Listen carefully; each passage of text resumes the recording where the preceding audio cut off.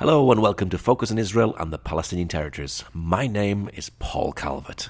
Esther chapter 4 verse 14 says this, "For if you remain completely silent at this time, relief and deliverance will arise for the Jews from another place, but you and your father's house will perish.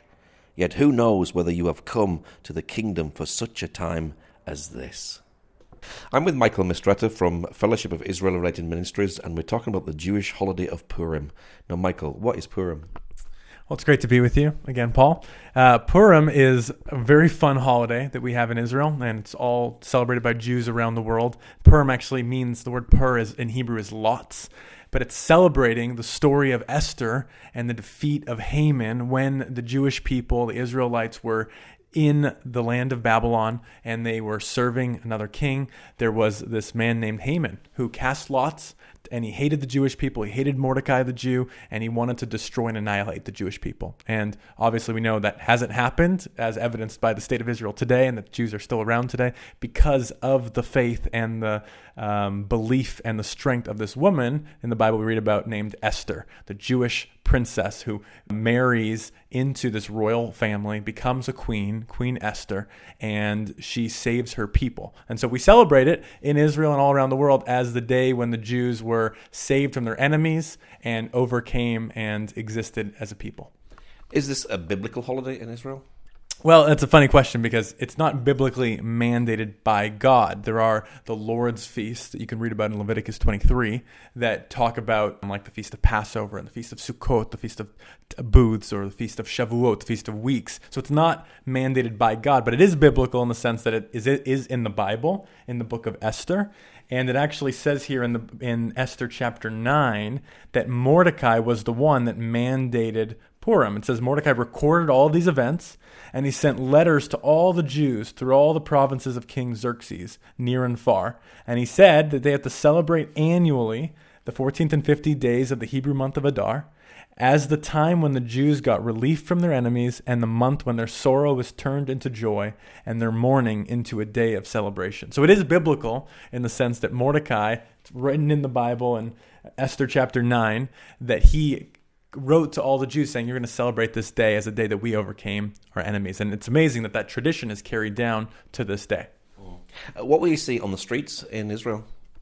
Well, it's amazing because there's 2 days in Purim. The first day is Purim, and the second day is Purim, the Shushan Purim.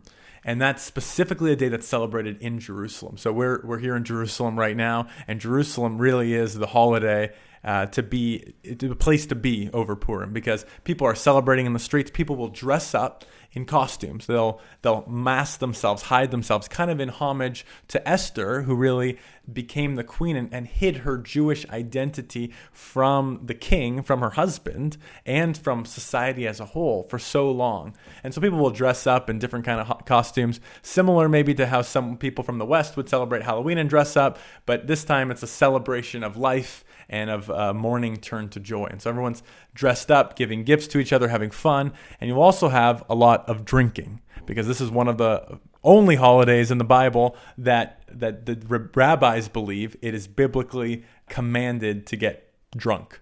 And that's interesting because there's nowhere in the Bible where it says that's what's supposed to happen, but I think that comes from turning mourning into joy. And so they just say, be happy. And so you see, as it gets later and later into the evening, it gets crazier and crazier on the streets into the early hours of the morning. And especially this year, because Purim fell on a Thursday night and went into Friday. Thursday nights are our weekend nights here. It's kind of like Friday night in the rest of the world. Everyone comes up to Jerusalem. The streets are packed and partying late into the night. And if you live in the city like I do, it's hard to go to sleep because there's sounds and music and noise all night long. Is there a fast for Purim as well? There is a fast of Esther, and that's earlier this month. Earlier in the month of Adar, there's a fast of Esther. That's not as widely celebrated by the community, the Jewish community around the world, but there are probably the more religious would celebrate that. And there actually, as part of the Messianic body here in Israel, there is a group in the Jerusalem area that does honor the fast of Esther as something that Esther fasted because God had put her in her position of authority, of influence for such a time as this. Is this a joyous and happy celebration, happy holiday? It's a very happy holiday. I would say it's probably one of the most happiest of holidays, and it's especially attended by young Israelis, young teenagers, young adults, kids. It's something that's very festive and celebratory, and it's very inclusive of the whole family. In the streets, it's also, you don't have the 60-year-olds coming out and partying. It's usually the young adults that are out in the streets late into the evenings. What scriptures will be read in the synagogues?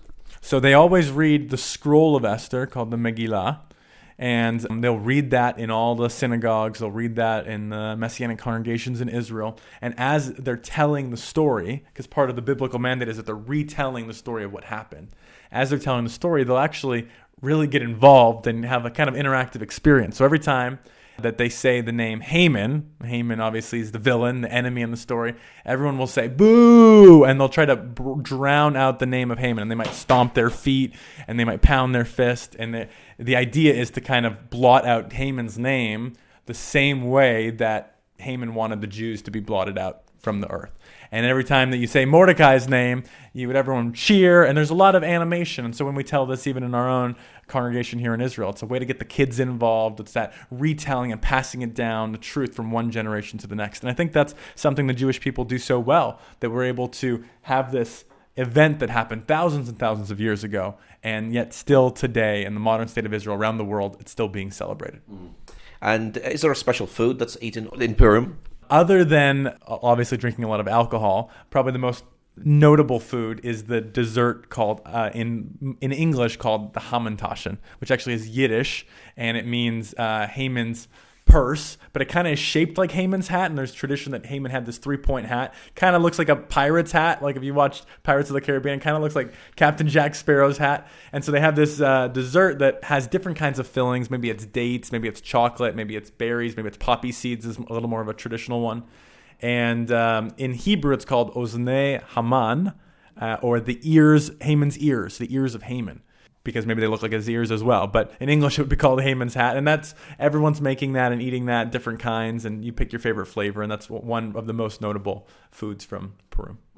Now, Esther is the story about anti-Semitism. What do you think is the root of anti-Semitism?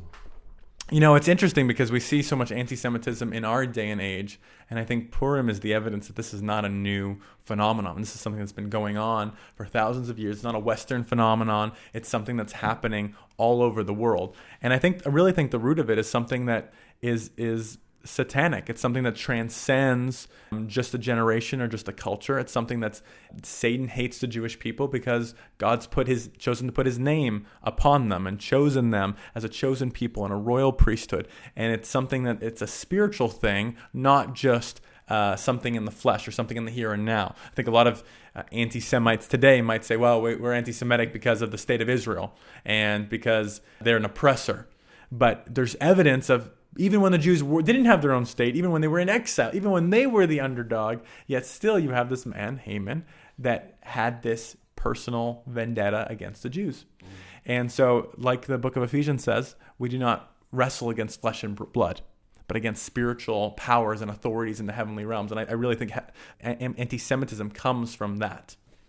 Do you think there's a rise of anti-Semitism today around the world?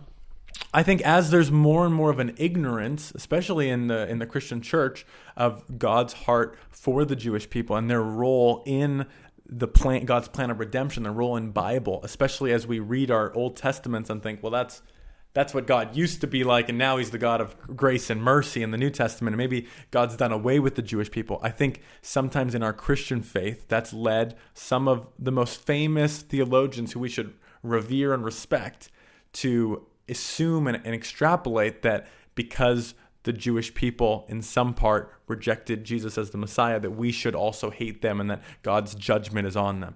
And that's not the narrative of Scripture. If you read through Romans 9 through 11, I think Paul's clear. Even in Israel stumbling, it was not so that they would fall, and that there is a glorious redemption. It says in Romans 11, the gifts and calling of the Lord are irrevocable.